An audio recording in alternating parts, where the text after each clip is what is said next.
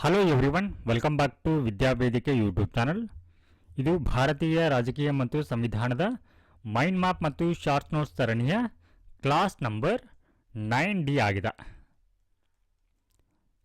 ಕಳೆದ 3 ಕ್ಲಾಸ್ಗಳಲ್ಲಿ ನಾವು ಮೂಲಭೂತ ಹಕ್ಕುಗಳ ಕುರಿತು ಚರ್ಚೆಯನ್ನು ಮಾಡ್ತಾ ಬಂದಿದ್ದೀವಿ. ಸೊ ಈ ಒಂದು ಕ್ಲಾಸ್ ಕೂಡ ಮೂಲಭೂತ ಹಕ್ಕುಗಳ ಮೇಲಿನ ಕ್ಲಾಸ್ ಆಗಿದೆ. ಸೊ ಈ ಒಂದು ಕ್ಲಾಸಲ್ಲಿ ನಾವು ಧಾರ್ಮಿಕ ಸ್ವಾತಂತ್ರ್ಯದ ಹಕ್ಕು ಅಂದರೆ right to freedom of religion ಬಗ್ಗೆ ಡಿಸ್ಕಸನ್ನು ಮಾಡಲಿದ್ದೇವೆ. ಸೊ ಈ ಧಾರ್ಮಿಕ ಸ್ವಾತಂತ್ರ್ಯದ ಹಕ್ಕಿನ ಕುರಿತಂತೆ ಆರ್ಟಿಕಲ್ 25 to 28 ಈ ವಿಧಿಗಳು ನಮಗೆ ಈ ಹಕ್ಕಿನ ಕುರಿತು ಮಾಹಿತಿಯನ್ನು ನೀಡುತ್ತೆ, ಅಥವಾ ಈ ಧಾರ್ಮಿಕ ಸ್ವಾತಂತ್ರ್ಯದ ಹಕ್ಕಿಗೆ ಸಂಬಂಧಪಟ್ಟಂಥ ವಿಧಿಗಳಾಗಿ ಕಂಡುಬರುತ್ತೆ. ಸೊ ಮೊದಲನೇದಾಗಿ ನಾವು ಇವಾಗ ಆರ್ಟಿಕಲ್ 25 ಏನು ಹೇಳುತ್ತೆ ಅನ್ನೋಂಥದ್ದು ನೋಡೋಣ. ಪ್ರತಿಯೊಬ್ಬ ವ್ಯಕ್ತಿಗೂ ತನ್ನ ಆತ್ಮಸಾಕ್ಷಿಗೆ ಸರಿ ಎನಿಸುವ ಧರ್ಮವನ್ನು ಸ್ವೀಕರಿಸುವ, ಪಾಲಿಸುವ ಮತ್ತು ಆಚರಿಸುವ ಹಾಗೆ ಅದನ್ನು ಪ್ರಚಾರ ಮಾಡುವಂಥ ಸ್ವಾತಂತ್ರ್ಯವನ್ನು ಹೊಂದಿರ್ತಾರೆ. ಸೊ ಇಲ್ಲಿ ಮೇಲೆ ಹೇಳಲಾಗಿರುವಂಥ ಅಂದರೆ ಆತ್ಮಸಾಕ್ಷಿಗೆ ಸರಿ ಎನಿಸಬೇಕು. ಸೊ ಇದರ ಅರ್ಥ ಏನು? ಆತ್ಮಸಾಕ್ಷಿ ಅಂತಂದ್ರೆ, ಆತ್ಮಸಾಕ್ಷಿಯ ಸ್ವಾತಂತ್ರ್ಯದ ಅರ್ಥ ಅಂದ್ರೆ ಇಲ್ಲಿ ದೇವರು ಅಥವಾ ಜೀವಿಗಳೊಂದಿಗೆ ತನ್ನ ಸಂಬಂಧವನ್ನು ತಾನು ಬಯಸುವ ಯಾವುದೇ ರೀತಿಯಲ್ಲಿ ರೂಪಿಸಿಕೊಳ್ಳುವಂಥ ವ್ಯಕ್ತಿಯ ಆಂತರಿಕ ಸ್ವಾತಂತ್ರ್ಯ. ಸೊ ನೋಡಿ, ಇಲ್ಲಿ ವ್ಯಕ್ತಿಗೆ ಯಾವುದೇ ಧರ್ಮ ಅಥವಾ ದೇವರಲ್ಲಿ ನಂಬಿಕೆಯನ್ನು ಇಟ್ಟುಕೊಳ್ಳುವಂಥ ಸ್ವಾತಂತ್ರ್ಯ, ಅಥವಾ ಧರ್ಮ ಅಥವಾ ದೇವರಲ್ಲಿ ನಂಬಿಕೆಯನ್ನು ಇಟ್ಟುಕೊಳ್ಳದೇ ಇರುವಂಥ ಸ್ವಾತಂತ್ರ್ಯ ವ್ಯಕ್ತಿಗೆ ಇರುತ್ತೆ. ಆತನಿಗೆ ಅನಿಸ್ಬೇಕದು ಆತ್ಮಸಾಕ್ಷಿಗೆ ಅನುಗುಣವಾಗಿ ಆತ ಏನು ಮಾಡ್ಬೋದು ಅಂತಂದರೆ, ಇಲ್ಲಿ ಯಾವುದೇ ಧರ್ಮವನ್ನು ಇಲ್ಲಿ ಏನು ಮಾಡ್ಬೋದು, ಸ್ವೀಕರಿಸುವಂತಂದರೆ ತನಗೆ ತನ್ನ ಆತ್ಮಸಾಕ್ಷಿಗೆ ಸರಿ ಅನಿಸುವಂತಿದ್ರೆ ಮಾತ್ರ ಏನು ಮಾಡ್ಬೋದು ಅಂತಂದ್ರೆ ಯಾವುದೇ ಧರ್ಮವನ್ನು ಆತ ಸ್ವೀಕಾರ ಮಾಡಬಹುದು. ಸೊ ಇಲ್ಲಿ ಯಾವುದೇ ಧರ್ಮವನ್ನು ಸ್ವೀಕಾರ ಮಾಡಬಹುದು ಅಂತಂದರೆ ಇಲ್ಲಿ ಬಲವಂತವಾಗಿ ಆತನಿಗೆ ಧರ್ಮವನ್ನು ಸ್ವೀಕಾರ ಮಾಡಲಿಕ್ಕೆ ಇಲ್ಲಿ ಬಲವಂತವನ್ನು ಮಾಡೋ ಹಾಗಿಲ್ಲ. ಅಂದರೆ ಇಲ್ಲಿ ಧರ್ಮದ ಒಂದು ಮತಾಂತರ ಅನ್ನುವಂಥ ಒಂದು ಬಲವಂತದ ಮತಾಂತರ ಅನ್ನುವಂಥದ್ದು ಏನಿರುತ್ತೆ ಇಲ್ಲಿ ನಿಷೇಧವಾಗಿರುತ್ತೆ. ಹಾಗೆ ಆಚರಿಸುವ ಹಕ್ಕು ಅಂದರೆ ಧರ್ಮವನ್ನು ಆಚರಿಸುವ ಹಕ್ಕು. ಉದಾಹರಣೆಗೆ ಇಲ್ಲಿ ಧಾರ್ಮಿಕ ಪೂಜೆಗಳು ಅಥವಾ ಆಚರಣೆಗಳು, ಸಭೆ ಸಮಾರಂಭಗಳು ಮತ್ತು ನಂಬಿಕೆಗಳ ಪ್ರದರ್ಶನವನ್ನು ಮಾಡಬಹುದು. ಉದಾಹರಣೆಗೆ ಇವಾಗ ಹಿಂದೂಗಳು ಏನು ಮಾಡಬಹುದು, ದೇವಾಲಯಗಳಲ್ಲಿ ಪೂಜೆಯನ್ನು ಮಾಡಬಹುದು. ಹಾಗೆ ಕ್ರಿಶ್ಚಿಯನ್ನರು ಚರ್ಚ್ಗಳಲ್ಲಿ ಪ್ರಾರ್ಥನೆಯನ್ನು ಸಲ್ಲಿಸಬಹುದು. ಹಾಗೆ ಮುಸ್ಲಿಮರು ನಮಾಜನ್ನು ಮಾಡಬಹುದು. ಸೊ ಈ ರೀತಿ ಆಚರಣೆಗೆ ಏನಿರುತ್ತೆ ಅಂತಂದರೆ ಆಯಾ ಧರ್ಮದ ಆಚರಣೆಯಲ್ಲಿ ಅವಕಾಶ ಇರುತ್ತೆ. ಹಾಗೆ ಪ್ರಚಾರವನ್ನು ಮಾಡಬಹುದು, ಅಂದರೆ ಆ ಧರ್ಮದ ತತ್ವ ಮತ್ತು ಸಿದ್ಧಾಂತ ಏನಿರುತ್ತೆ ಅದರ ಕುರಿತು ಏನು ಮಾಡ್ಬೋದು ಅಂದರೆ ಸಭೆ ಸಮಾರಂಭಗಳ ಮೂಲಕ ಏನು ಮಾಡಬಹುದು, ಅವುಗಳ ನಂಬಿಕೆಯನ್ನು ಪ್ರಚಾರವನ್ನು ಮಾಡಬಹುದು. ಈ ರೀತಿ ಒಂದು ಹಕ್ಕು ಕೂಡ ಇರುತ್ತೆ. ಹಾಗೆ ಇಲ್ಲಿ ಇನ್ನೊಬ್ಬ ವ್ಯಕ್ತಿಯನ್ನು ವೆರಿ ಇಂಪಾರ್ಟೆಂಟ್ ಪಾಯಿಂಟ್ ಇದು, ಇನ್ನೊಬ್ಬ ವ್ಯಕ್ತಿಯನ್ನು ತನ್ನ ಸ್ವಂತ ಧರ್ಮಕ್ಕೆ ಮತಾಂತರಿಸುವ ಹಕ್ಕು ಇದರಲ್ಲಿ ಸೇರಿರೋದಿಲ್ಲ. ಬಲವಂತದ ಮತಾಂತರ ಇಲ್ಲಿ ಇರೋದಿಲ್ಲ. ಬಲವಂತದ ಮತಾಂತರ, ಸೊ ಇಲ್ಲಿ ಯಾವ ರೀತಿ ಒಂದು ಮತಾಂತರಕ್ಕೆ ಅವಕಾಶ ಇದೆ ಅಂತಂದರೆ ತನ್ನ ಆತ್ಮಸಾಕ್ಷಿಗೆ ಅದು ಸರಿ ಎಣಿಸಬೇಕು. ಅಂದರೆ ಸ್ವಯಂ ಪ್ರೇರಿತವಾಗಿ ಇಲ್ಲಿ ಮತಾಂತರ ಆಗಲಿಕ್ಕೆ ಅವಕಾಶ ಇರುತ್ತೆ. ಫೋರ್ಸ್ಡ್ ಕನ್ವರ್ಸೇಷನ್ಗೆ ಇಲ್ಲಿ ಅವಕಾಶ ಇರೋದಿಲ್ಲ.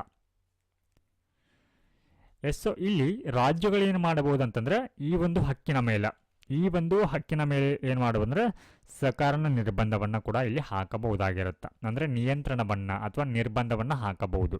ಅಂದರೆ ವ್ಯಕ್ತಿಯ ಆರ್ಥಿಕ ಚಟುವಟಿಕೆ, ಹಣಕಾಸು, ರಾಜಕೀಯ ಹಾಗೆ ಇತರ ಜಾತ್ಯತೀತ ಚಟುವಟಿಕೆ ಸಂಬಂಧಪಟ್ಟಂತೆ ಧಾರ್ಮಿಕ ಆಚರಣೆಗಳ ಮೇಲೆ ಏನು ಮಾಡ್ಬೋದು ಅಂತಂದರೆ ನಿರ್ಬಂಧವನ್ನು ಹಾಕಬಹುದು. ಧಾರ್ಮಿಕ ಆಚರಣೆ ಅಂತಂದರೆ ಉದಾಹರಣೆಗೆ ಇವಾಗ ಕೆಲವೊಂದಿಷ್ಟು ಹಬ್ಬ ಹರಿದಿನಗಳಲ್ಲಿ ಅಥವಾ ಜಾತ್ರೆಗಳಲ್ಲಿ ಏನು ಮಾಡಲಾಗತ್ತೆ ಅಂದರೆ ಪ್ರಾಣಿ ಬಲಿಯನ್ನು ಕೊಡಲಾಗತ್ತೆ. ಪ್ರಾಣಿ ಬಲಿಯನ್ನು, ಸೊ ಇದನ್ನು ಪ್ರಾಣಿ ಒಂದು ಸಂರಕ್ಷಣೆ ಹಿನ್ನೆಲೆಯಲ್ಲಿ ಅಥವಾ ಈ ಒಂದು ಸಾರ್ವಜನಿಕ ಹಿತಾಸಕ್ತಿ ದೃಷ್ಟಿಯಿಂದ ಏನು ಮಾಡ್ಬೋದು ಅಂತಂದರೆ ಇಂತಹ ಆಚರಣೆಗಳನ್ನ ಏನು ಮಾಡಬಹುದು ಅಂದರೆ ನಿರ್ಬಂಧವನ್ನು ಮಾಡಬಹುದು. ಹಾಗೆ ಇದರೊಟ್ಟಿಗೆ ಇದು 2 ವಿವರಣೆಗಳನ್ನ ಒಳಗೊಂಡಿದೆ. ಅಂದ್ರೆ ಇಲ್ಲಿ ಸಾಮಾಜಿಕ ಕಲ್ಯಾಣ ಮತ್ತು ಸುಧಾರಣೆಗೆ ಅವಕಾಶ ಕಲ್ಪಿಸುವುದು ಅಥವಾ ಸಾರ್ವಜನಿಕ ಸ್ವಭಾವದ ಹಿಂದೂ ಧಾರ್ಮಿಕ ಸಂಸ್ಥೆಗಳನ್ನ ಎಲ್ಲ ವರ್ಗಗಳು ಮತ್ತು ಹಿಂದೂಗಳಿಗೆ ಮುಕ್ತಗೊಳಿಸುವುದು. ಸೊ ಏನಂತಂದ್ರೆ ಇಲ್ಲಿ ಕಿರ್ಪಾನ್ಗಳಂತ ಬರುತ್ತೆ. ಸೊ ಇದನ್ನ ಸಿಖ್ ಧರ್ಮದಲ್ಲಿ ಏನು ಮಾಡಲಾಗುತ್ತೆ, ಒಂದು ಅಗತ್ಯ ಆಚರಣೆ ಆಗಿದೆ, ಎಸೆನ್ಷಿಯಲ್ ಪ್ರಾಕ್ಟೀಸ್ ಆಗಿದೆ, ಅಗತ್ಯ ಆಚರಣೆ. ಕಿರ್ಪಾನ್ ಅಂತಂದ್ರೆ ಇಲ್ಲಿ ಕತ್ತಿ ಅಥವಾ ಕಟಾರಿ ಅಂತ ಕರಿತೀವಿ ಇದಕ್ಕೆ, ಕತ್ತಿ ಅಥವಾ ಕಟಾರಿ. ಸೊ ಈ ರೀತಿ ಕತ್ತಿ ಅಥವಾ ಕಟಾರಿ ಎನ್ನುವಂಥದ್ದು ಸಿಖ್ ಧರ್ಮದಲ್ಲಿ ಒಂದು ಧೈರ್ಯದ ಪ್ರತೀಕ ಆಗಿದೆ ಅಥವಾ ಗೌರವದ ಪ್ರತೀಕವಾಗಿ ಅದನ್ನು ನೋಡಲಾಗತ್ತೆ. ಇಂತಹ ಒಂದು ಕಿರ್ಪಾನ್ಗಳನ್ನ ಸಿಖ್ಖರಿಗೆ ಕ್ಯಾರಿ ಮಾಡಲಿಕ್ಕೆ ಅಥವಾ ಅವುಗಳನ್ನ ವಿಯರ್ ಮಾಡಲಿಕ್ಕೆ ಏನಿರುತ್ತೆ ಅಂತಂದರೆ ಇಲ್ಲಿ ಅವಕಾಶ ಇರುತ್ತೆ. ಸೊ ಅಂದರೆ ಅದು ಆ ಧರ್ಮದ ಅಗತ್ಯ ಆಚರಣೆ ಆಗಿರುವಂಥ ಕಾರಣಕ್ಕಾಗಿ.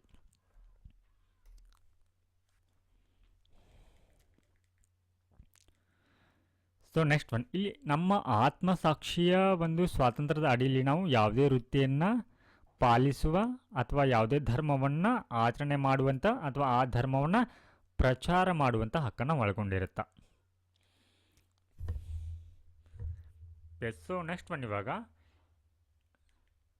ಈ ಆರ್ಟಿಕಲ್ 25 ಅನ್ನುವಂಥದ್ದು ಏನಿದೆ, ಇದು ವ್ಯಕ್ತಿಯ ಖಾತರಿಪಡಿಸಲಾದಂಥ ಹಕ್ಕು. ಅಂದರೆ ಇದು ವ್ಯಕ್ತಿಗೆ ಈ ಹಕ್ಕು ಇರುವಂಥದ್ದು ವೈಯಕ್ತಿಕವಾಗಿ ವ್ಯಕ್ತಿಗೆ ಲಭ್ಯ ಇರುವಂಥ ಅಥವಾ ಖಾತರಿಪಡಿಸಲಾಗಿರುವಂಥ ಹಕ್ಕಾಗಿದೆ. ಆದರೆ ಇಲ್ಲಿ ಆರ್ಟಿಕಲ್ 26 ಏನು ಬರುತ್ತೆ ಮುಂದೆ, ಇದು ಯಾವುದೇ ಧರ್ಮೀಯರು ಅಥವಾ ಪಂಥದವರಿಗೆ ಈ ಒಂದು ಹಕ್ಕನ್ನು ನೀಡಲಾಗುತ್ತೆ. ಅಂದರೆ ಇಡೀ ಸಮೂಹಕ್ಕೆ, ಆ ಧರ್ಮವನ್ನು ಅನುಸರಿಸುವಂಥ ಇಡೀ ಸಮೂಹ ಏನಿರುತ್ತೆ ಆ ಒಂದು ನೆಲೆಗಟ್ಟಿನಲ್ಲಿ ಇದು ಅನ್ವಯ ಆಗತ್ತೆ. ಅಂದರೆ ಧರ್ಮದ ಸಾಮೂಹಿಕ ಸ್ವಾತಂತ್ರ್ಯವನ್ನು ಏನು ಮಾಡುತ್ತೆ, ಇದು ರಕ್ಷಣೆ ಮಾಡುತ್ತೆ. ಸೊ ಇದರ ಅರ್ಥ ಒಂದೇ ಧರ್ಮವನ್ನು ಅನುಸರಿಸುವಂಥ ಜನರ ಸಾಮೂಹಿಕ ಗುಂಪನ್ನು ಏನು ಮಾಡುತ್ತೆ, ರಕ್ಷಣೆ ಮಾಡುತ್ತೆ. ಸೊ ಆರ್ಟಿಕಲ್ 26 ಏನು ಹೇಳುತ್ತೆ ಅನ್ನೋದು ನೋಡೋಣ ಬನ್ನಿ. ಸೊ ಧಾರ್ಮಿಕ ವ್ಯವಹಾರಗಳನ್ನ ನಿರ್ವಹಿಸುವಂಥ ಸ್ವಾತಂತ್ರ್ಯ ಇರುತ್ತೆ. ಯಾವ ರೀತಿ ಅಂತಂದರೆ ಇಲ್ಲಿ ಸಂಸ್ಥೆಗಳನ್ನ ಸ್ಥಾಪಿಸುವಂಥ ಮತ್ತು ಸ್ಥಾಪಿಸುವ ಹಕ್ಕು, ಧಾರ್ಮಿಕ ದಾನದತ್ತಿ ಉದ್ದೇಶಗಳಿಗಾಗಿ ಏನು ಮಾಡ್ಬೋದು ಅಂತಂದರೆ ಇಲ್ಲಿ ಸಂಘಟನೆಗಳನ್ನ ಅಂದರೆ ಸಂಸ್ಥೆಗಳನ್ನ ಸ್ಥಾಪಿಸುವಂಥ ಹಕ್ಕನ್ನು ಒಳಗೊಂಡಿರುತ್ತೆ. ಹಾಗೆ ಧರ್ಮದ ವಿಷಯಗಳಲ್ಲಿ ತನ್ನದೇ ಆದ ವ್ಯವಹಾರಗಳನ್ನ ನಿರ್ವಹಿಸುವಂಥ ಹಕ್ಕನ್ನು, ಹಾಗೆ ಚರ ಮತ್ತು ಸ್ಥಿರ ಆಸ್ತಿಯನ್ನು ಹೊಂದುವ ಮತ್ತು ಅವುಗಳನ್ನು ಸ್ವಾಧೀನಪಡಿಸಿಕೊಳ್ಳುವಂಥ ಹಕ್ಕನ್ನು ಹೊಂದಿರುತ್ತೆ. ಸೊ ಉದಾಹರಣೆಗೆ ಇವಾಗ ದೇವಾಲಯಗಳು, ಟೆಂಪಲ್. ಸೊ ಇವುಗಳು ಏನನ್ನು ನಿರ್ಧರಿಸಬಹುದು ಅಂತಂದರೆ ಪೂಜೆಗಳನ್ನ ಯಾವ ರೀತಿ ನಡೆಸಬೇಕು, ಹಾಗೆ ಈ ಒಂದು ರಿಚುವಲ್ಸ್ ಏನಿರುತ್ತೆ, ಈ ಒಂದು ವಿಧಾನಗಳೇನಿರುತ್ತೆ, ಪೂಜೆ ವಿಧಿ ವಿಧಾನಗಳು, ಅವುಗಳನ್ನು ಯಾರು ಮಾಡಬೇಕು ಅನ್ನುವಂಥದ್ದನ್ನ ಈ ದೇವಾಲಯಗಳೇನು ಮಾಡುತ್ತೆ ಅಂದರೆ ನಿರ್ಧಾರ ಮಾಡುತ್ತೆ. ಹಾಗೆ ಇಲ್ಲಿ ಚರ್ಚ್ಗಳು ಕೂಡ ಏನು ಮಾಡ್ಬೋದು ಅಂದರೆ ಚಾರಿಟೇಬಲ್ ಸ್ಕೂಲ್ಗಳನ್ನ ಓಪನ್ನ ಮಾಡಬಹುದು.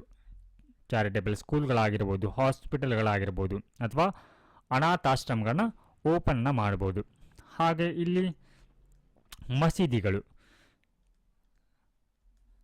ಸೊ ಇಲ್ಲಿ ಮುಸ್ಲಿಂ ಒಂದು ರಿಲಿಜಿಯಸ್ ಗ್ರೂಪ್ ಏನು ಮಾಡ್ಬೋದು ಅಂದರೆ ಭೂಮಿಯನ್ನು ಖರೀದಿಸಿ ಅವುಗಳನ್ನ ಮಸೀದಿ ಅಥವಾ ಮದರಸಾಗಳನ್ನು ಏನು ಮಾಡ್ಬೋದು ಅಂತಂದರೆ ಸ್ಥಾಪನೆಯನ್ನು ಮಾಡಬಹುದು. ಸೊ ಈ ಒಂದು ಸಂದರ್ಭದಲ್ಲಿ ಗೌರ್ಮೆಂಟ್ ಒಂದು ಸೂಪರ್ವಿಷನ್ಗೆ ಇಲ್ಲಿ ಅವಕಾಶ ಇರುತ್ತೆ. ಯಾವ ರೀತಿ ಅಂದರೆ ಇನ್ ಕೇಸ್ ಏನಾದರೂ ಈ ಧಾರ್ಮಿಕ ಸಂಸ್ಥೆಗಳು ಏನಿರುತ್ತೆ, ಸೊ ಇವುಗಳು ಏನಾದರೂ ಈ ನಿಧಿಗಳ ಸಂಗ್ರಹ ಏನಾಗಿರುತ್ತೆ ನೋಡಿ, ಫಂಡ್ ಏನಾದರೂ ಸಂಗ್ರಹ ಆಗಿರುತ್ತೆ ಅಲ್ವಾ, ಆ ಫಂಡ್ ಏನಾದರೂ ಇಲ್ಲಿ ದುರ್ಬಳಕೆ ಆಗ್ತಾ ಇದ್ರೆ ಅಂದರೆ ಬೇರೆ ಬೇರೆ ಕಾರಣಗಳಿಗಾಗಿ ಅವುಗಳನ್ನ ಬಳಸಿಕೊಳ್ತಾ ಇದ್ರೆ, ಅಂದರೆ ಇಲ್ಲಿಗಲ್ ಆಕ್ಟಿವಿಟಿಗಳಿಗೆ ಅವುಗಳನ್ನ ಬಳಸ್ಕೊಳ್ತಾ ಇದ್ರೆ, ಅಂತಹ ಒಂದು ಸಂದರ್ಭದಲ್ಲಿ ಏನು ಮಾಡ್ಬೋದು ಅಂದರೆ ಸರ್ಕಾರ ಅದರ ಆಡಳಿತ ಅಂದರೆ ಅದರ ಆಸ್ತಿಯ ಆಡಳಿತವನ್ನು ಏನು ಮಾಡ್ಬೋದು ಅಂತಂದರೆ ಇಲ್ಲಿ ಅಡ್ಮಿನಿಸ್ಟ್ರೇಟ್ ಮಾಡಲಿಕ್ಕೆ ಇಲ್ಲಿ ಅವಕಾಶ ಇರುತ್ತೆ. ಆದರೆ ಇಲ್ಲಿ ಯಾವುದೇ ಕಾರಣಕ್ಕೂ ಆ ಧರ್ಮದ ಮೂಲ ಒಂದು ಆಚರಣೆಗಳಂತ ಏನಿರುತ್ತೆ ಅಥವಾ ಧಾರ್ಮಿಕ ಆಚರಣೆಗಳೇನಿರುತ್ತೆ ಅದರಲ್ಲಿ ಹಸ್ತಕ್ಷೇಪ ಮಾಡಲಿಕ್ಕೆ ಬರುವುದಿಲ್ಲ.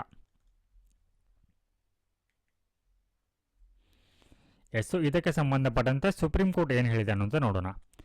ಧಾರ್ಮಿಕ ಪಂಗಡವು 3 ಷರತ್ತುಗಳನ್ನ ಪೂರೈಸಬೇಕು. ಅಂದರೆ ಇವಾಗ ರಿಲಿಜಿಯಸ್ ಗ್ರೂಪ್ ಅಂತ ಏನಿರುತ್ತಾ ಅಥವಾ ಧಾರ್ಮಿಕ ಗುಂಪುಗಳಂತ ಏನಿರುತ್ತಾ ಅವುಗಳು 3 ಷರತ್ತುಗಳನ್ನ ಇಲ್ಲಿ ಪೂರೈಸಬೇಕು. ಎಸ್, ಸೊ ಅಂದರೆ ಅಂದಾಗ ಏನಾಗುತ್ತೆ, ಅವರಿಗೆ ಈ ಮೇಲಿನ ಹಕ್ಕುಗಳು ಸಿಗುತ್ತಾ. ಅಂದರೆ ಅವರು ತಮ್ಮ ಸಂಸ್ಥೆಗಳನ್ನ ಸ್ಥಾಪಿಸುವಂಥ ಅಥವಾ ನಿರ್ವಹಿಸುವಂಥ ಹಕ್ಕು ಅವರಿಗೆ ಸಿಗತ್ತೆ. ಏನು ಅಂತಂದರೆ ಮೊದಲನೇ ಕಂಡೀಷನ್, ತಮ್ಮ ಆಧ್ಯಾತ್ಮಿಕ ಯೋಗಕ್ಷೇಮಕ್ಕೆ ವಾಹಕವೆಂದು ಪರಿಗಣಿಸುವ ನಂಬಿಕೆಗಳ ವ್ಯವಸ್ಥೆಯನ್ನು ಅಥವಾ ಸಿದ್ಧಾಂತಗಳನ್ನು ಹೊಂದಿರುವ ವ್ಯಕ್ತಿಗಳ ಸಂಗ್ರಹ ಆಗಿರಬೇಕು. ಎಸ್, ಸೊ ಇಲ್ಲಿ ಯಾವುದೇ ಒಂದು ಸಂಸ್ಥೆಗಳನ್ನು ನೀವು ಸ್ಥಾಪನೆಯನ್ನು ಮಾಡ್ತಾ ಇದ್ದೀರಾ ಅಂತಂದರೆ ಆ ಸಂಸ್ಥೆಯ ಸದಸ್ಯರು ಅಥವಾ ವ್ಯಕ್ತಿಗಳು ಇಲ್ಲಿ ಆ ಧರ್ಮದ ಸಿದ್ಧಾಂತಗಳನ್ನ ಒಪ್ಕೊಂಡಿರಬೇಕು ಅಥವಾ ನಂಬಿಕೆಗಳನ್ನ ಅವರು ಫಾಲೋ ಮಾಡ್ತಾ ಇರಬೇಕು. ಹಾಗೆ ಇದು ಸಾಮಾನ್ಯ ಸಂಘಟನೆಯನ್ನು ಹೊಂದಿರಬೇಕು. ಹಾಗೆ ಇದು ವಿಶಿಷ್ಟ ಹೆಸರಿನಿಂದ ಗೊತ್ತುಪಡಿಸಿರಬೇಕು. ಎಸ್, ಸೊ ಇದಕ್ಕೆ ಸಂಬಂಧಪಟ್ಟಂತೆ ಇಲ್ಲಿ ಸುಪ್ರೀಂ ಕೋರ್ಟ್ನ ಅಭಿಪ್ರಾಯ ಏನಾಗಿದೆ ಅನ್ನೋದು ನೋಡೋಣ. ಸೊ ಇಲ್ಲೇನಾಗುತ್ತೆ, ರಾಮಕೃಷ್ಣ ಮಿಷನ್ ಮತ್ತು ಆನಂದ ಮಾರ್ಗ ಏನಿದೆ, ಸೊ ಇವುಗಳಿಗೆ ಸಂಬಂಧಪಟ್ಟಂತೆ ಸುಪ್ರೀಂ ಕೋರ್ಟ್ ಏನು ಹೇಳಿದೆ ಅಂತಂದರೆ ಈ ಎರಡೂ ಕೂಡ ಹಿಂದೂ ಧರ್ಮದೊಳಗಿನ ಧಾರ್ಮಿಕ ಪಂಗಡಗಳಾಗಿವೆ. ಸೊ ಇವೆರಡೂ ಕೂಡ ಹಿಂದೂ ಧರ್ಮದೊಳಗೆ ಬರುವಂಥ ಒಂದು ಧಾರ್ಮಿಕ ಪಂಗಡಗಳಾಗಿವೆ, ಧಾರ್ಮಿಕ ಪಂಗಡ. ಸೊ ಹೀಗಾಗಿ ಇವುಗಳಿಗೆ ಪ್ರತ್ಯೇಕವಾಗಿ ಅಲ್ಪಸಂಖ್ಯಾತರ ಸ್ಥಾನಮಾನವನ್ನು ನೀಡಲಿಕ್ಕೆ ಬರೋದಿಲ್ಲ. ಸೊ ಇದರರ್ಥ ಆರ್ಟಿಕಲ್ 38 ಅಡಿಯಲ್ಲಿ ಇವುಗಳಿಗೆ ಶೈಕ್ಷಣಿಕ ಸಂಸ್ಥೆಗಳಂತ ಏನು ಬರುತ್ತೆ ಅವುಗಳನ್ನು ಸ್ಥಾಪಿಸುವ ಹಕ್ಕನ್ನು ಇವುಗಳು ಒಳಗೊಂಡಿರೋದಿಲ್ಲ ಅನ್ನುವಂಥದ್ದನ್ನು ಹೇಳುತ್ತೆ. ಶೈಕ್ಷಣಿಕ ಸಂಸ್ಥೆಗಳನ್ನ ಸ್ಥಾಪಿಸುವ ಹಕ್ಕು ಇವುಗಳಿಗೆ ಇರೋದಿಲ್ಲ. ಎಸ್, ಆದರೆ ಇಲ್ಲಿ ರಾಮಕೃಷ್ಣ ಮಿಷನ್ ಮತ್ತು ಆನಂದ ಮಾರ್ಗ್ ಇವೆರಡೂ ಕೂಡ ಹಿಂದೂ ಧರ್ಮದೊಳಗೆ ಬರುವಂಥ ಧಾರ್ಮಿಕ ಪಂಗಡಗಳಾಗಿದ್ದರೂ ಕೂಡ ಸೊ ಇವು ಹಲವಾರು ಕಾರಣಗಳಿಗಾಗಿ ಏನಾಗುತ್ತೆ ಅಂದರೆ ತಮ್ಮ ನಡುವೆ ವ್ಯತ್ಯಾಸವನ್ನು ತೋರಿಸಿಕೊಳ್ಳುತ್ತೆ. ಅಂದರೆ ಇಲ್ಲಿ ಅವುಗಳ ಆಚರಣೆ ಹಾಗೆ ಅವುಗಳು ಫಾಲೋ ಮಾಡುವಂಥ ಧರ್ಮ ಗ್ರಂಥಗಳೇನಿರುತ್ತೆ ಇವುಗಳಲ್ಲಿ ವ್ಯತ್ಯಾಸ ಅನ್ನುವಂಥದ್ದು ಕಂಡುಬರುತ್ತೆ.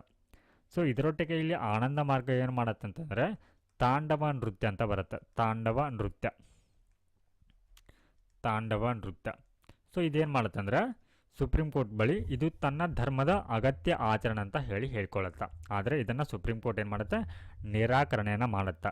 ಸೊ ಈ ಮೂಲಕ ಈ ನೃತ್ಯದ ಮೇಲೆ ಸಾರ್ವಜನಿಕ ಪ್ರದರ್ಶನದ ಸಂದರ್ಭದಲ್ಲಿ ಏನು ಮಾಡಬಹುದು ಅಂತಂದರೆ ಅದರ ಮೇಲೆ ನಿರ್ಬಂಧವನ್ನು ಹಾಕಬಹುದು ಅನ್ನುವಂಥದ್ದನ್ನು ಇಲ್ಲಿ ಹೇಳುತ್ತೆ. ಸೊ ಹೀಗಾಗಿ ಅರಬಿಂದೋ ಸೊಸೈಟಿ ಅನ್ನುವಂಥದ್ದು ಒಂದು ಪ್ರತ್ಯೇಕ ಧರ್ಮ ಅಲ್ಲ, ಬದಲಿಗೆ ಇದು ಹಿಂದೂ ಧರ್ಮದಲ್ಲಿಯೇ ಇರುವಂಥ ಒಂದು ಪಂಗಡ ಆಗಿದೆ ಅನ್ನುವಂಥದ್ದನ್ನು ಇಲ್ಲಿ ಹೇಳುತ್ತೆ. ಸೊ ನೆಕ್ಸ್ಟ್ ಒನ್, ಆರ್ಟಿಕಲ್ 27 ಧರ್ಮ ಪ್ರಚಾರಕ್ಕಾಗಿ ತೆರಿಗೆ ಪಾವತಿಸುವುದರಿಂದ ಸ್ವಾತಂತ್ರ್ಯ. ಅಂದರೆ ಇಲ್ಲಿ ರಾಜ್ಯವು ಯಾವುದೇ ನಿರ್ದಿಷ್ಟ ಧರ್ಮ ಪ್ರಚಾರ ಅಥವಾ ನಿರ್ವಹಣೆಗಾಗಿ ವ್ಯಕ್ತಿಯನ್ನು ತೆರಿಗೆಯನ್ನು ಪಾವತಿಸಲು ಒತ್ತಾಯಿಸಬಾರದು. ಸೊ ಇಲ್ಲಿ ಯಾವುದೇ ಧರ್ಮದ ನಿರ್ವಹಣೆ ಮತ್ತು ಪ್ರಚಾರ ಅಂದರೆ ಇವಾಗ ಹಿಂದೂ, ಮುಸ್ಲಿಂ, ಕ್ರಿಶ್ಚಿಯನ್ ಈ ಥರ ಧರ್ಮಗಳಿಗೆ ಅಂದರೆ ಇವಾಗ ಹಿಂದೂ ಧರ್ಮಕ್ಕೆ ಸಂಬಂಧಪಟ್ಟಂತೆ ದೇವಾಲಯಗಳ ನಿರ್ಮಾಣ, ಮುಸ್ಲಿಮರಿಗೆ ಸಂಬಂಧಪಟ್ಟಂತೆ ಮಸೀದಿಗಳ ನಿರ್ಮಾಣ, ಕ್ರಿಶ್ಚಿಯನರಿಗೆ ಸಂಬಂಧಪಟ್ಟಂತೆ ಇಲ್ಲಿ ಚರ್ಚ್ಗಳ ನಿರ್ಮಾಣ. ಸೊ ಇವುಗಳಿಗೆ ಸಂಬಂಧಪಟ್ಟಂತೆ ಅಂದರೆ ಇವುಗಳನ್ನ ಅಭಿವೃದ್ಧಿಯನ್ನು ಮಾಡಲಿಕ್ಕೆ ಸರ್ಕಾರ ಏನು ಮಾಡ್ಬೋದು ಅಂತಂದರೆ ಪ್ರತ್ಯೇಕವಾಗಿ ಅಂದರೆ ಕೇವಲ ಹಿಂದೂ ಧರ್ಮದ ದೇವಾಲಯಗಳ ಒಂದು ನಿರ್ಮಾಣಕ್ಕಾಗಿ ಏನು ಮಾಡ್ಬೋದು, ಟ್ಯಾಕ್ಸನ್ನು ಈ ರೀತಿ ಪೇ ಮಾಡುವಂತೆ ವ್ಯಕ್ತಿಗಳಿಗೆ ಏನು ಮಾಡೋ ಹಾಗಿಲ್ಲ, ಇಲ್ಲಿ ಒತ್ತಾಯಿಸಬಾರದು ಅನ್ನುವಂಥದ್ದನ್ನು ಹೇಳುತ್ತೆ. ಹಾಗೆ ರಾಜ್ಯವು ಯಾವುದೇ ನಿರ್ದಿಷ್ಟ ಧರ್ಮದ ಪ್ರಚಾರ ಅಥವಾ ನಿರ್ವಹಣೆಗಾಗಿ ತೆರಿಗೆ ಮೂಲಕ ಸಂಗ್ರಹಿಸಿದ ಸಾರ್ವಜನಿಕ ಹಣವನ್ನು ಖರ್ಚು ಮಾಡಬಾರದು.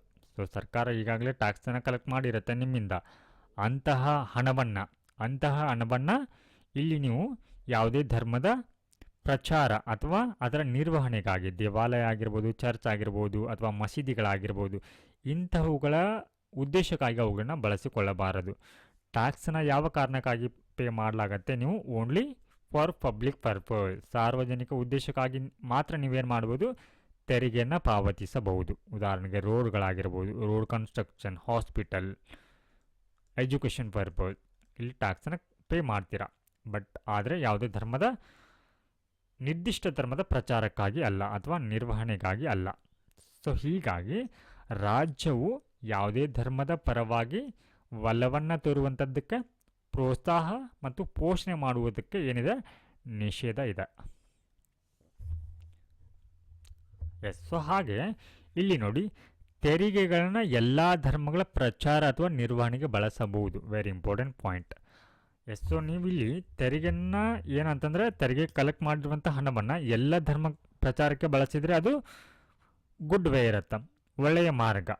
ಆದರೆ ಅದೇ ತೆರಿಗೆ ಹಣವನ್ನು ಕೇವಲ ಒಂದೇ ಧರ್ಮಕ್ಕೆ ಸೀಮಿತವಾಗಿ ಬಳಸಿದರೆ ಅದು ನಾಟ್ ಗುಡ್ ವೇ. ಸೊ ಇಲ್ಲಿ ತೆರಿಗೆ ವಿಧಿಸುವುದನ್ನು ಮಾತ್ರ ನಿಷೇಧಿಸುತ್ತದೆ, ಆದರೆ ಶುಲ್ಕವನ್ನಲ್ಲ. ಸೊ ಇಲ್ಲಿ ಉದಾಹರಣೆಗಾಗಿ ಏನು ಮಾಡಲಾಗುತ್ತೆ, ಕೆಲವೊಂದಿಷ್ಟು ದೇವಸ್ಥಾನ ಅಥವಾ ಯಾವುದೇ ಒಂದು ಸ್ಥಳಗಳಿಗೆ ಸಂಬಂಧಪಟ್ಟಂತೆ ಅಲ್ಲಿ ಏನು ಮಾಡಲಾಗುತ್ತೆ, ಯಾತ್ರಿಗಳ ಮೇಲೆ ಶುಲ್ಕವನ್ನು ಹಾಕಲಾಗತ್ತೆ. So it is just because of ಆ ಒಂದು ಸುರಕ್ಷತೆಯ ಕ್ರಮಗಳನ್ನು ತೆಗೆದುಕೊಳ್ಳುವಂಥ ಸಲುವಾಗಿ ಅಥವಾ ವಿಶೇಷ ಸೇವೆಗಳನ್ನು ಒದಗಿಸಲಿಕ್ಕೆ, ಅಂದರೆ ಆ ಭಾಗದ ಒಂದು ಜೀರ್ಣೋದ್ಧಾರವನ್ನು ಮಾಡಲಿಕ್ಕೆ ಇಲ್ಲೇನು ಮಾಡಲಾಗತ್ತೆ, ಅವರಿಂದ ಶುಲ್ಕವನ್ನು ವಿಧಿಸಲಾಗತ್ತೆ. ಸೊ ಹೀಗಾಗಿ ಶುಲ್ಕವನ್ನು ಸಂಗ್ರಹಿಸುವುದಕ್ಕೆ ಇಲ್ಲಿ ಯಾವುದೇ ನಿರ್ಬಂಧ ಇರೋದಿಲ್ಲ. So next one article 28. So ಇದು ಧಾರ್ಮಿಕ ಬೋಧನಾ ಸ್ವಾತಂತ್ರ್ಯ. ಸೊ ಅಂದರೆ ಇಲ್ಲಿ ರಾಜ್ಯಗಳು ರಾಜ್ಯದಿಂದ ಸಂಪೂರ್ಣವಾಗಿ ನಿರ್ವಹಿಸಲ್ಪಡುವಂಥ ಸಂಸ್ಥೆಗಳಲ್ಲಿ ಧಾರ್ಮಿಕ ಬೋಧನೆಯನ್ನು ಮಾಡುವಂತಿಲ್ಲ. ಅಂದರೆ ಇವಾಗ ಸರ್ಕಾರಿ ಶಾಲೆಗಳಿರುತ್ತೆ, ಗೌರ್ಮೆಂಟ್ ಸ್ಕೂಲ್ಗಳೇನಿರುತ್ತೆ, ಸೊ ಇಂತಹ ಶಾಲೆಗಳಲ್ಲಿ ಭಗವದ್ಗೀತೆ ಹಾಗೆ ಕುರಾನ್ ಹಾಗೆ ಬೈಬಲ್ ಈ ರೀತಿ ಧಾರ್ಮಿಕ ಬೋಧನೆಯನ್ನು ಮಾಡಲಿಕ್ಕೆ ಇಲ್ಲಿ ಅವಕಾಶ ಇರೋದಿಲ್ಲ. ಯಾವಾಗ ಅದು ರಾಜ್ಯದಿಂದ ಸಂಪೂರ್ಣವಾಗಿ ನಿರ್ವಹಿಸಲ್ಪಡುವಂಥ ಸಂಸ್ಥೆಗಳಾಗಿದ್ದಂಥ ಸಂದರ್ಭದಲ್ಲಿ, ಹಾಗೂ ರಾಜ್ಯದಿಂದ ಸಂಪೂರ್ಣವಾಗಿ ನಿರ್ವಹಿಸಲ್ಪಡುವ ಶಿಕ್ಷಣ ಸಂಸ್ಥೆಗಳಲ್ಲಿ ನಿಮಗೆ ಧಾರ್ಮಿಕ ಬೋಧನೆಗೆ ಅವಕಾಶ ಇರುವುದಿಲ್ಲ. ಆದರೆ ಇವುಗಳಲ್ಲಿ ಅವಕಾಶ ಇದೆ. ಯಾವುದರಲ್ಲಿ ಅಂತಂದರೆ, ಯಾವುದಾದ್ರೂ ಧರ್ಮದತ್ತಿ ಸಹಾಯದಿಂದ ಸ್ಥಾಪಿಸಲ್ಪಡುವ ರಾಜ್ಯದ ಆಡಳಿತಕ್ಕೆ ಒಳಪಟ್ಟ ಶೈಕ್ಷಣಿಕ ಸಂಸ್ಥೆಗಳಲ್ಲಿ ಈ ನಿಯಮ ಅನ್ವಯಿಸುವುದಿಲ್ಲ. ಈ ನಿಯಮ ಅನ್ವಯಿಸುವುದಿಲ್ಲ ಅಂತಂದರೆ ಇಲ್ಲಿ ಧಾರ್ಮಿಕ ಬೋಧನೆಗೆ ಇಲ್ಲಿ ನಿರ್ಬಂಧವನ್ನು ಹಾಕಲಿಕ್ಕೆ ಬರೋದಿಲ್ಲ. ಧಾರ್ಮಿಕ ಬೋಧನೆಗೆ ಇಲ್ಲಿ ಏನಿರುತ್ತೆ ಅಂತಾರೆ ಅವಕಾಶ ಇರುತ್ತೆ. ಸೊ ಆರ್ಟಿಕಲ್ 28 ಅಡಿಯಲ್ಲಿ 4 ರೀತಿಯ ಶಿಕ್ಷಣ ಸಂಸ್ಥೆಗಳ ನಡುವೆ ವ್ಯತ್ಯಾಸವನ್ನು ತೋರಿಸುತ್ತೆ. ಯಾವ ರೀತಿ ಅಂತಂದರೆ, ಇಲ್ಲಿ ರಾಜ್ಯದಿಂದ ಸಂಪೂರ್ಣವಾಗಿ ನಿರ್ವಹಿಸಲ್ಪಡುವಂಥ ಸಂಸ್ಥೆಗಳು, ಸೊ ಕಂಪ್ಲೀಟಾಗಿ ಸರ್ಕಾರವೇ ನಡೆಸ್ತಾ ಇರುತ್ತೆ ಅಂತಹ ಸಂಸ್ಥೆಗಳನ್ನು. ಅಂದರೆ ಇವಾಗ ಸರ್ಕಾರಿ ಶಾಲೆಗಳು ಇಲ್ಲಿ ಧಾರ್ಮಿಕ ಬೋಧನೆಗೆ ಇಲ್ಲಿ ನಿಷೇಧ ಇರುತ್ತೆ. ಸೊ ನೆಕ್ಸ್ಟ್ ಒನ್, ರಾಜ್ಯದಿಂದ ನಿರ್ವಹಿಸಲ್ಪಡುವ ಆದರೆ ಯಾವುದೇ ದತ್ತಿ ಅಥವಾ ಟ್ರಸ್ಟ್ಗಳಾಗಿದ್ರೆ, ಸೊ ಇವುಗಳನ್ನ ರಾಜ್ಯಗಳು ನಿರ್ವಹಣೆಯನ್ನು ಮಾಡುತ್ತೆ, ಬಟ್ ಇವು ದತ್ತಿ ಅಥವಾ ಟ್ರಸ್ಟ್ ಅಡಿಯಲ್ಲಿ ಸ್ಥಾಪಿಸಲಾಗಿರುವಂಥ ಸಂಸ್ಥೆಗಳಾಗಿರುತ್ತೆ. ಇವುಗಳಲ್ಲಿ ಧಾರ್ಮಿಕ ಶಿಕ್ಷಣಕ್ಕೆ ಏನು ಮಾಡಿರುತ್ತೆ, ಅವಕಾಶ ಇರುತ್ತೆ. ಹಾಗೂ ರಾಜ್ಯದಿಂದ ಮಾನ್ಯತೆ ಪಡೆದಿರುವಂಥ ಸಂಸ್ಥೆಗಳು, ಇಲ್ಲಿ ಸ್ವಯಂ ಪ್ರೇರಿತ ಆಧಾರದ ಮೇಲೆ ಏನಿರುತ್ತೆ, ಧಾರ್ಮಿಕ ಬೋಧನೆಗೆ ಅವಕಾಶ ಇರುತ್ತೆ. ಹಾಗೆ ರಾಜ್ಯದಿಂದ ನೆರವು ಪಡೆಯುವಂಥ ಸಂಸ್ಥೆಗಳು, ಇಲ್ಲಿಯೂ ಕೂಡ ಸ್ವಯಂ ಪ್ರೇರಿತ ಆಧಾರದ ಮೇಲೆ ಏನಿರುತ್ತೆ, ಧಾರ್ಮಿಕ ಬೋಧನೆಗೆ ಅವಕಾಶ ಅನ್ನುವಂಥದ್ದು ಇರುತ್ತೆ. ಸೊ ನೆಕ್ಸ್ಟ್ ಒನ್, ಸಾಂಸ್ಕೃತಿಕ ಮತ್ತು ಶೈಕ್ಷಣಿಕ ಹಕ್ಕುಗಳಂತ ಬರುತ್ತೆ. Cultural and educational rights.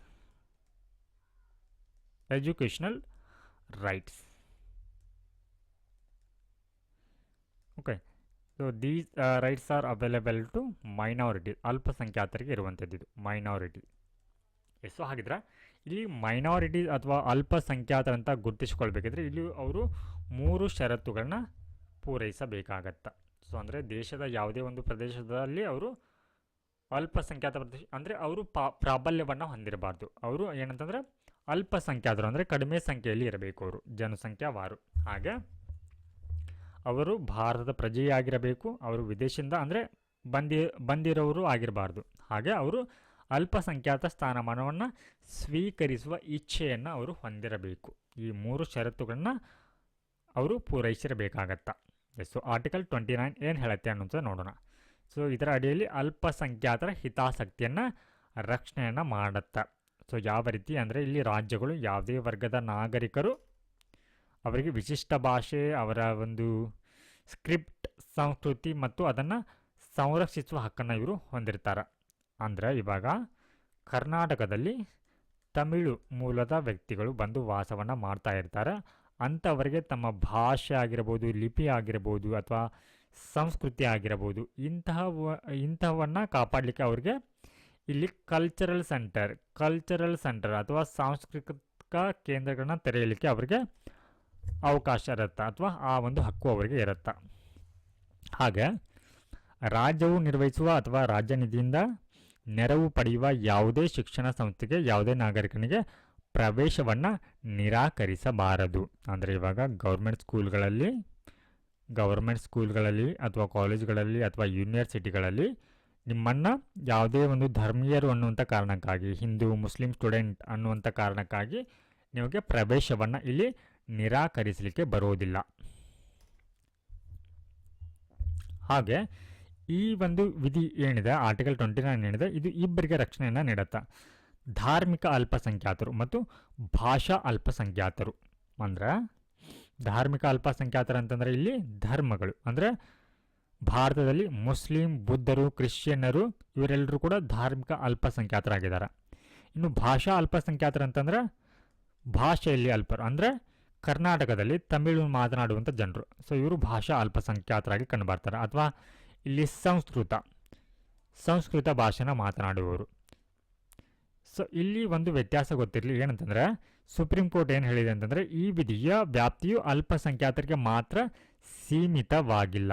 So ಇದರರ್ಥ ಇಲ್ಲಿ ನೋಡಿ, ಈ ಸಂಸ್ಕೃತ ಭಾಷೆನ ಮಾತನಾಡುವಂಥ ಜನರು ಏನಿದ್ದಾರೆ, ಧಾರ್ಮಿಕವಾಗಿ ಅವರು ಏನಿದ್ದಾರೆ, ಬಹುಸಂಖ್ಯಾತರಿದ್ದಾರೆ.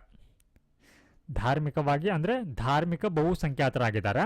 ಆದರೆ ಅವರು ಭಾಷೆ ಏನಿದೆ ಇಲ್ಲಿ ಭಾಷೆ ಅಲ್ಪಸಂಖ್ಯಾತರು. ಅವರ ಭಾಷೆಯನ್ನು ಮಾಡುವ ಈ ಸಂಸ್ಕೃತವನ್ನು ಮಾತನಾಡುವಂಥ ಜನರು ಕಡಿಮೆ ಇದ್ದಾರೆ. ಸೊ ಹೀಗಾಗಿ ಇದೇನಾಗುತ್ತೆ, ಇದು ಈ ವ್ಯಾಪ್ತಿಯು ಅಲ್ಪಸಂಖ್ಯಾತರಿಗೆ ಮಾತ್ರ ಸೀಮಿತವಾಗಿಲ್ಲ ಅನ್ನೋ ಥರ ಹೇಳುತ್ತೆ.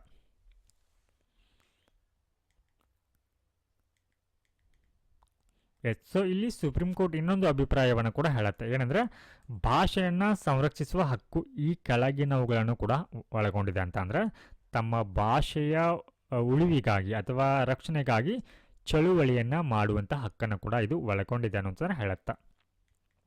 ಸೊ ನೆಕ್ಸ್ಟ್ ಒನ್, ಆರ್ಟಿಕಲ್ 30 ಏನು ಹೇಳುತ್ತೆ ಈ ಒಂದು ಕಲ್ಚರಲ್ ಆ್ಯಂಡ್ ಎಜುಕೇಷನ್ ರೈಟ್ಸ್ ಅಡಿಯಲ್ಲಿ ಅಂತ ಅನ್ನುವಂಥದ್ದು ನೋಡೋಣ.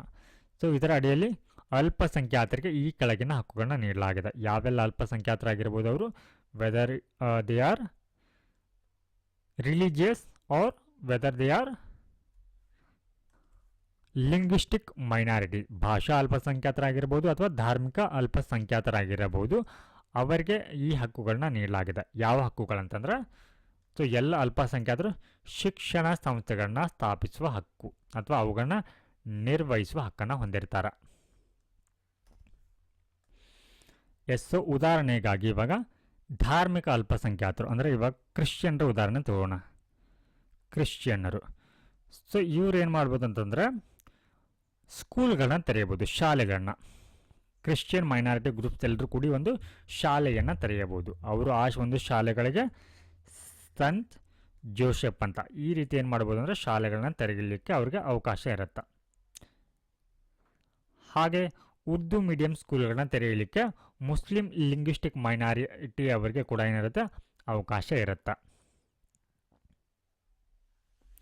ಸೊ ನೆಕ್ಸ್ಟ್ ಒನ್, ಅಲ್ಪಸಂಖ್ಯಾತ ಶಿಕ್ಷಣ ಸಂಸ್ಥೆಯ ಯಾವುದೇ ಆಸ್ತಿಯನ್ನು ಕಡ್ಡಾಯವಾಗಿ ಸ್ವಾಧೀನಪಡಿಸಿಕೊಳ್ಳಲು ರಾಜ್ಯವು ನಿಗದಿಪಡಿಸಿದ ಪರಿಹಾರದ ಮೊತ್ತವು ಅವರಿಗೆ ಖಾತರಿಪಡಿಸಿದ ಮೊತ್ತವನ್ನು ನಿರ್ಬಂಧಿಸುವಂತಿಲ್ಲ. ಅಂದರೆ ಇನ್ ಕೇಸ್ ಏನಾದರೂ ಅಲ್ಪಸಂಖ್ಯಾತರಿಗೆ ಸೇರಿರುವಂಥ ಆಸ್ತಿಯನ್ನು ಇಲ್ಲಿ ಕಡ್ಡಾಯವಾಗಿ ಪಡಿಸಿಕೊಳ್ಳುವಂಥ ಸಂದರ್ಭದಲ್ಲಿ ಅವ್ರಿಗೇನು ಮಾಡಬೇಕಾಗತ್ತೆ ಅಂತಂದರೆ ಖಾತರಿಪಡಿಸಲಾಗಿರುವಂಥ ಮೊತ್ತವನ್ನು ನೀಡಬೇಕಾಗತ್ತೆ.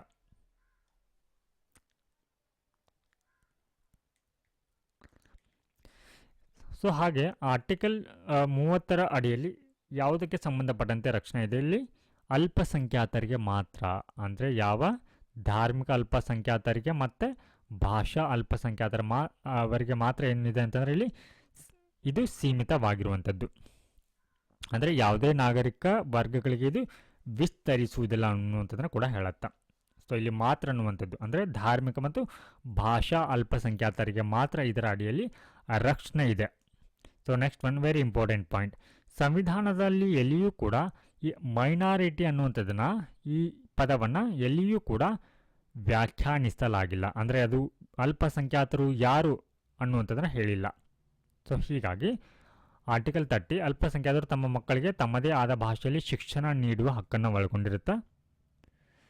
ಸೊ ಇದರ ಅಡಿಯಲ್ಲಿ ಈ ಅಲ್ಪಸಂಖ್ಯಾತ ಶಿಕ್ಷಣ ಸಂಸ್ಥೆಗಳನ್ನ 3 ವಿಧಗಳಾಗಿ ವಿಂಗಡಿಸಲಾಗಿದೆ. ಸೊ ಅದರಲ್ಲಿ ರಾಜ್ಯದಿಂದ ಮಾನ್ಯತೆ ಮತ್ತು ಸಹಾಯವನ್ನು ಬಯಸುವಂಥ ಸಂಸ್ಥೆಗಳು, ಹಾಗೆ ಸಹಾಯವನ್ನವಲ್ಲ ಬದಲಿಗೆ ರಾಜ್ಯದಿಂದ ಮಾತ್ರ ಮಾನ್ಯತೆ ಪಡೆಯುವಂಥ ಸಂಸ್ಥೆಗಳು, ಹಾಗೆ ರಾಜ್ಯದಿಂದ ಮಾನ್ಯತೆ ಅಥವಾ ಸಹಾಯವನ್ನು ಪಡೆಯದ ಸಂಸ್ಥೆಗಳಂತ ಹೇಳಿ 3 ರೀತಿ ಇವುಗಳನ್ನ ವರ್ಗೀಕರಣ ಮಾಡಲಾಗತ್ತೆ. ಸೊ ನಿಮಗೆ ಗೊತ್ತಿರಲಿ ಏನು ಅಂತಂದರೆ, ಈ ಮೇಲಿನ ಒಂದು ಸಂಸ್ಥೆಗಳು ಅಂದರೆ ರಾಜ್ಯದಿಂದ ಮಾನ್ಯತೆ ಮತ್ತು ಸಹಾಯವನ್ನು ಬಯಸುವಂಥ ಸಂಸ್ಥೆಗಳು ಮತ್ತು ಸಹಾಯವನ್ನಲ್ಲ ಬದಲಿಗೆ ಮಾನ್ಯತೆ ಮಾತ್ರ ಪಡೆಯುವಂಥ ಸಂಸ್ಥೆಗಳು, ಇವೆರಡು ಏನಿದೆ ಇವು ರಾಜ್ಯದ ನಿಯಂತ್ರಣದ ಅಧಿಕಾರಕ್ಕೆ ಒಳಪಟ್ಟಿರುತ್ತೆ. ಇದಕ್ಕೆ ಸಂಬಂಧಿಸಿದಂತೆ ಅವುಗಳು ಏನು ಮಾಡ್ಬೋದು, ಪಠ್ಯಕ್ರಮ, ಪ್ರಿಸ್ಕ್ರಿಪ್ಷನ್, ಮೇಲ್ವಿಚಾರಣೆ, ಶೈಕ್ಷಣಿಕ ಮಾನದಂಡಗಳು, ಶಿಸ್ತು, ನೈರ್ಮಲ್ಯ, ಹಾಗೆ ಬೋಧನಾ ಸಿಬ್ಬಂದಿಯ ಉದ್ಯೋಗ, ಇವುಗಳಿಗೆ ಸಂಬಂಧಪಟ್ಟಂತೆ ಅಲ್ಪಸಂಖ್ಯಾತ ಶಿಕ್ಷಣ ಸಂಸ್ಥೆಗಳು ತಮ್ಮ ವ್ಯವಹಾರಗಳನ್ನು ನಿರ್ವಹಿಸಲು ಏನಾಗಿರ್ತಾರೆ ಅಂದರೆ ಸ್ವತಂತ್ರರಾಗಿರ್ತಾರೆ. ಸೊ ಇದು ಮೂರನೇ ಅಂಶ. ಸೊ ಇವುಗಳಿಗೆ ಸಂಬಂಧಪಟ್ಟಂತೆ ಏನಂತಂದರೆ ಇಲ್ಲಿ ಸರ್ಕಾರವೇ ಏನು ಮಾಡುತ್ತೆ, ಇದರ ನಿಯಂತ್ರಣಕ್ಕೆ ಒಳಪಟ್ಟಿರುತ್ತೆ. ಅಂದರೆ ಈ ಶಿಕ್ಷಣ ಸಂಸ್ಥೆಗಳಿಗೆ ಅದರ ಪಠ್ಯಕ್ರಮ, ಶಿಸ್ತು, ನೈರ್ಮಲ್ಯ ಅನ್ನುವಂಥದ್ದು ಇಲ್ಲಿ ಸರ್ಕಾರದ ನಿಯಂತ್ರಣಕ್ಕೆ ಒಳಪಟ್ಟಿರುತ್ತೆ. ಆದರೆ ಇಲ್ಲಿ ಮೂರನೇದಿದೆ ನೋಡಿ, ರಾಜ್ಯದಿಂದ ಮಾನ್ಯತೆ ಮತ್ತು ಸಹಾಯವನ್ನು ಪಡೆಯದಂಥ ಸಂಸ್ಥೆಗಳೇನಿರುತ್ತೆ ಆ ಒಂದು ಶಿಕ್ಷಣ ಸಂಸ್ಥೆಗಳು ತಮ್ಮ ವ್ಯವಹಾರಗಳನ್ನ ನಿರ್ವಹಿಸುವ ಸ್ವತಂತ್ರ ಇವರು. ಅಂದರೆ ಅದರ ಸಾಮಾನ್ಯ ಕಾನೂನಿನ ಕಾರ್ಯಾಚರಣೆಗೆ ಒಳಪಟ್ಟಿರುತ್ತೆ. ಅಂದರೆ ಉದಾಹರಣೆಗೆ ಇವಾಗ ಈ ರೀತಿಯ ಒಂದು ಶಾಲೆಗಳನ್ನ ಓಪನ್ ಮಾಡಿದಂಥ ಸಂದರ್ಭದಲ್ಲಿ ಅಲ್ಲಿ ಒಂದು ಶಿಕ್ಷಕರ ಅರ್ಹತೆ ಯಾವ ರೀತಿ ಇರಬೇಕು, ಅಥವಾ ಅವರ ಶಿಸ್ತು ಯಾವ ರೀತಿ ಇರಬೇಕು, ಅಥವಾ ಅದರ ಪಠ್ಯಕ್ರಮ ಯಾವ ರೀತಿ ಇರಬೇಕು ಅನ್ನುವಂಥದ್ದನ್ನ ಆಯಾ ಸಂಸ್ಥೆಗಳು ಏನು ಮಾಡುತ್ತೆ, ಇಲ್ಲಿ ನಿರ್ಧಾರವನ್ನು ಮಾಡುತ್ತೆ.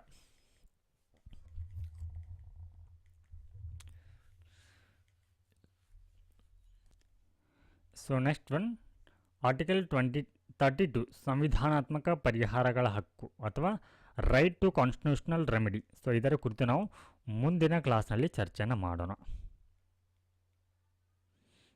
ಸೊ ಈ ಒಂದು ವಿಡಿಯೋ ನಿಮಗೆ ಇಷ್ಟ ಆದಲ್ಲಿ ತಪ್ಪದೆ ಲೈಕ್ ಮಾಡಿ, ಹಾಗೆ ನಮ್ಮ ಚಾನಲ್ನ ಸಬ್ಸ್ಕ್ರೈಬ್ ಮಾಡಿ. ಮತ್ತೆ ಮುಂದಿನ ಒಂದು ಕ್ಲಾಸಲ್ಲಿ ಮತ್ತೆ ಸಿಗೋಣ. ನಮಸ್ಕಾರ.